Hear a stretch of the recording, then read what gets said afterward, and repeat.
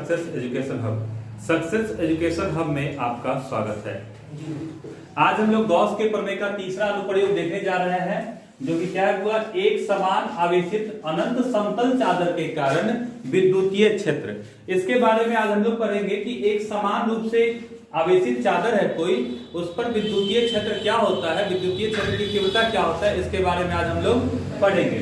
तो देखिए A B C D कोई एक हम क्या लेते हैं, आवेशित चादर लेते हैं। क्या चादर है हुआ, ए बी सी डी एक आवेशित चादर है जिसमें कि प्लस आवेश है, क्यू आवेश है, प्लस रूप से आवेशित है, और इसके मध्य बिंदु से एक तरफ r दूरी पर कोई एक बिंदु P है और दूसरी ओर समान दूरी पर कोई एक बिंदु क्या है, आपका P डैश है। P और P डैश को अक्ष मान करके एक बेलन की क्या करते हैं हम लोग, रचना करते हैं, एक बेलन की रचना करते हैं। तो इस तरीके से जब हम एक बेलन की रचना कर लिए तो देखिए इस तरफ निकलने वाला विद्युतीय क्षेत्र की तीव्रता ई वेक्टर और इधर से गुजरने वाला विद्युतीय क्षेत्र की तीव्रता ई वेक्टर। यानी कि आप मान सकते हैं कि अगर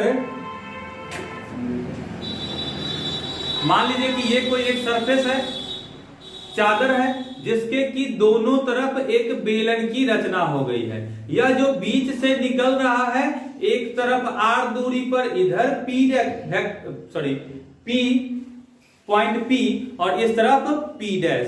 तो इसी को P और P डैश को अक्ष मान करके हम क्या किए हैं, चादर के दोनों ओर एक बेलन की रचना कर लिए हैं। ठीक है, तो चलते हैं हम लोग हुआ आगे। अब हम देखते क्या है कि एक समान आवेशित समतल चादर के कारण विद्युतीय क्षेत्र जो होता है वो क्या होता है, वो तो वर्णन आप इस तरीके से लिख लीजिएगा। माना कि ABCD एक समतल चादर है, आवेशित समतल चादर है, जिसमें कि चादर से r दूरी पर एक तरफ बिंदु P और दूसरी ओर P डैश कोई एक बिंदु है, जिसमें P और P डैश को अक्ष मान करके एक बेलन की हम रचना करते हैं। तो जब बेलन की रचना करते हैं तो इसमें तीन सतह बनता है। एक तरफ का जो बेलन का जो भाग होगा, एक तरफ बेलन का ये वाला भाग जो होगा S1, ये वाला S2, और ये जो वक्र सतह है वो ये क्या हो जाएगा, आपका S3 हो जाएगा। क्या हो जाएगा, S3। तो इसी तरीके से हम देख रहे हैं कि ये लंबा वाला भाग जो है बेलन का, ये S3, इधर वाला S1, इधर वाला S2। इस तरीके से आप लोग लिख लीजिएगा। अब देखते हैं हम लोग व्यंजक क्या होता है, वो पृष्ठीय आवेश घनत्व। हम पृष्ठीय आवेश घनत्व क्या होता है, सिग्मा बराबर Q बटा A। सिग्मा बराबर क्या होता है, Q बटा A। पृष्ठीय आवेश घनत्व हम पढ़े थे कुछ दिन पहले, गॉस प्रमेय से पहले हम पृष्ठीय घनत्व पढ़े हैं कि सिग्मा बराबर क्या होता है, आवेश बटा क्षेत्रफल। तो इस तरीके से हुआ हमको आवेश बराबर क्या हो जाएगा, सिग्मा A। तो हम देखते हैं बेलन के तीन भागों में विभाजित करने पर, बेलन को तीन भागों में विभाजित कर रहे हुआ, एक S1, S2 और S3।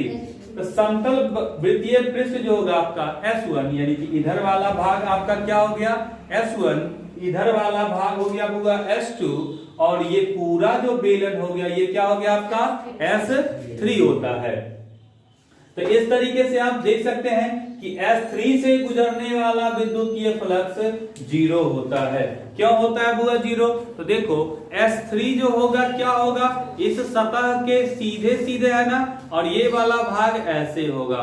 तो जैसे ही S3 ये पूरा पार्ट है, इसलिए S3 से क्या होता है, आपका विद्युतीय फ्लक्स 0 होता है, क्योंकि यह विद्युतीय क्षेत्र के समांतर हो जाता है। क्या होता है बुआ, विद्युतीय क्षेत्र के समांतर होने के कारण S3 से विद्युतीय फ्लक्स का मान 0, और इधर वाला भाग S1, इधर वाला S2, तो दोनों एक दूसरे के लंबवत है।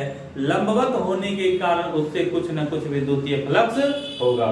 तो देखते हैं बुआ, विद्युतीय फ्लक्स निकालने के लिए हम लोग क्या करते थे, फाई ई बराबर integration of E dot ds1, यानी कि इस क्षेत्र के लिए E डॉट ds1 और इस क्षेत्र के लिए हुआ E डॉट ds2। जब दोनों को जोड़ देंगे तो टोटल के टोटल निकल जाएगा विद्युतीय फ्लक्स, नहीं, टोटल के टोटल विद्युतीय फ्लक्स कब होगा, E dot ds1 plus E dot ds2 2। तब क्या हो गया, हमारा टोटल विद्युतीय फ्लक्स हो गया। इसी तरीके से हम जानते हैं होगा कि दो सदिशों का अदिश गुणनफल एक अदिश होता है। तो E vector dot ds vector ds1 vector, तो दोनों मिलके क्या हो गया हुआ, E ds1 cos थीटा। उसी तरीके से ये भी हो जाएगा E ds2 cos थीटा। दोनों को जोड़ दिए E ds1 E ds2। अब देखो हुआ cos थीटा बराबर 0 डिग्री। क्यों? क्योंकि E वेक्टर और ये दोनों एक ही सीध में है, इसलिए थीटा बराबर क्या लेंगे हम लोग, 0 डिग्री। तो जैसे ही थीटा बराबर 0 डिग्री लिए तो cos 0 का मान 1 होता है। cos 0 का मान क्या होता है हुआ, 1 होता है। इस तरीके से आप देख सकते हैं कि integration of E ds1 cos 0 plus integration of E ds2 cos 0, कोई दिक्कत नहीं ना। अब cos 0 का मान 1, तो इंटीग्रेशन ऑफ E ds1 अब plus integration of E ds2 हो जाएगा ना। E ds1 plus E ds2 हो जाता है। इस तरीके से देखिएगा, जब हम E को बाहर करते हैं तो ds1 अब प्लस ds2 बचता है, ds1 प्लस ds2। अब देखो होगा हमारा ये ds1 जो है ये क्या है, ये एक इसका क्षेत्रफल A हम लेते हैं। ds1 का क्षेत्रफल क्या होता है हुआ, A, और ds2 और ds1 दोनों देखो तो बेलन का एक ये और ये दोनों वक्र ये भाग है कि नहीं, दोनों वक्र भाग का क्षेत्रफल समान होगा कि नहीं।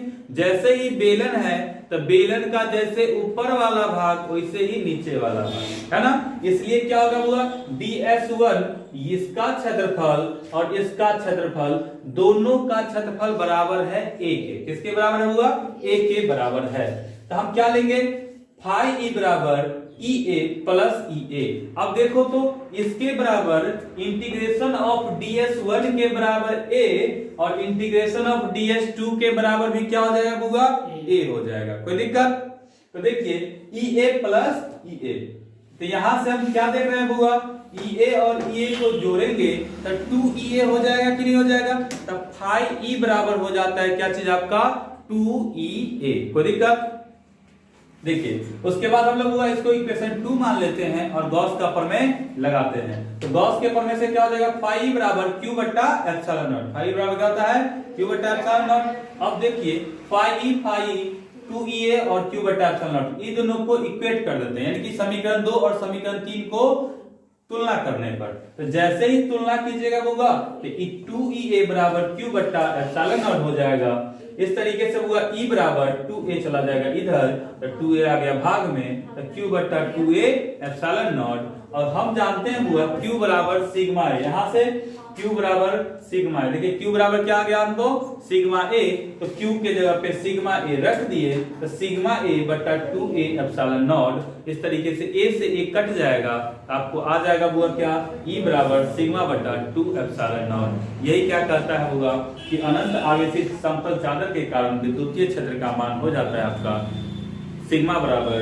E बराबर सिग्मा बटा 2 एप्सिलॉन नॉट होता है। इसी के साथ आज की कक्षा में ही रखते हैं। बहुत बहुत धन्यवाद।